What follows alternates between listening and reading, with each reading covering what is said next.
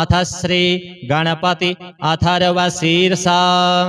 हरिः ओम् नमस्ते गणपतये त्वमेव प्रत्यक्षं तत्त्वमसि त्वमेव केवलं कर्तासि त्वमेव केवलं धर्तासि त्वमेव केवलं हर्तासि त्वमेव सर्वं खलविदं ब्रह्मासि त्वं साक्षादात्मासि नित्यं ऋतं वच्मि सत्यं वच्मि अवत्वं माम् अववक्तारम् अवश्रोतारम् अवदातारम् अवधातारम् अवानूचानमवशिष्यम् अवपश्चात्तात् अवपुरस्तात् अवचोत्तरात्तात् अवदक्षिणात्तात् अवचोर्ध्वात्तात् अवाधरात्तात्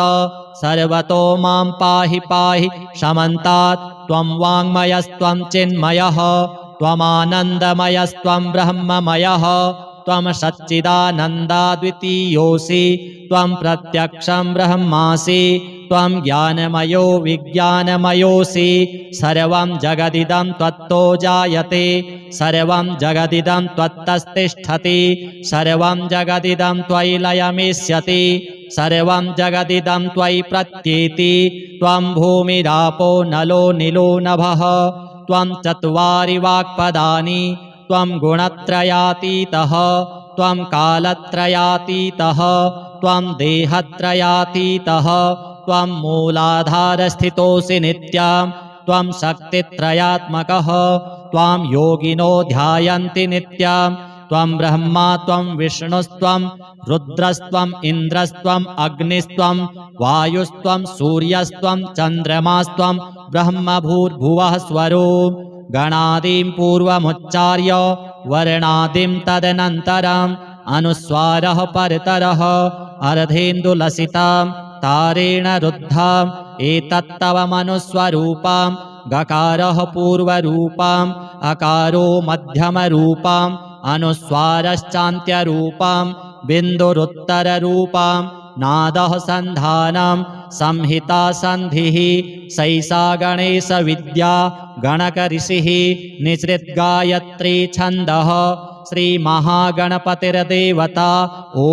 गं गणपतये नमः। एकदन्ताय विद्महे वक्रतुण्डाय धीमहि तन्नो दन्ती प्रचोदयात् एकदन्तं चतुर्हस्तं पाशमङ्कुशधारिणम् अभयं वरदं हस्तैर्बिभ्राणं मूषकध्वजं रक्तं लम्बोदरं शूर्प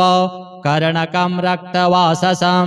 रक्तगन्धानुलिप्ताङ्गं रक्तपुष्पैः सुपूजितं भक्तानुकम्पिनं देवं जगत्कारणमच्युतम् आविर्भूतं च सृष्ट्यादौ प्रकृतेः पुरुषात् परम् एवं ध्यायति यो नित्यं स योगी योगिनां वरः।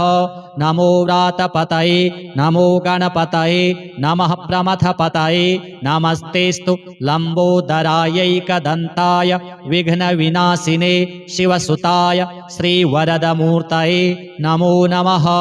एतदथर्वशिरो योधीते स ब्रह्मभूयाय कल्पते स सर्वविघ्नैर्न बाध्यते स सर्वतः सुखमेधते स पञ्चमहापातकोपपातकात् प्रमुच्यते सायमधीयानो दिवस्कृतं पापं नाशयति प्रातरधीयानो रात्रिकृतं पापं नाशयति सायं प्रातः प्रयुञ्जानः अपापो भवति धर्मार्थकाममोक्षं च विन्दति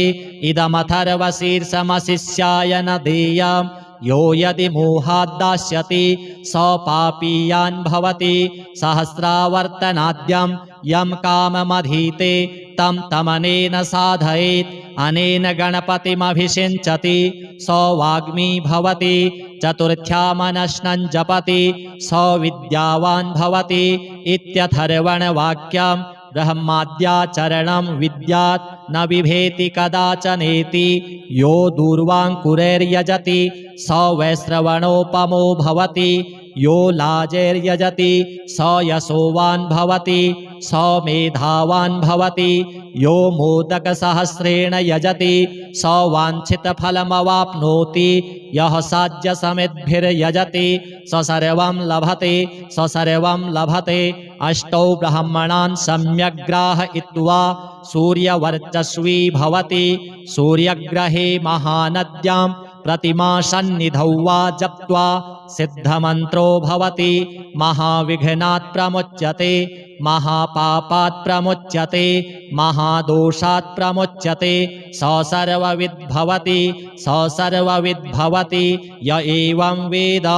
इत्युपनिषत्। श्रीगणेशार्पणमस्तु।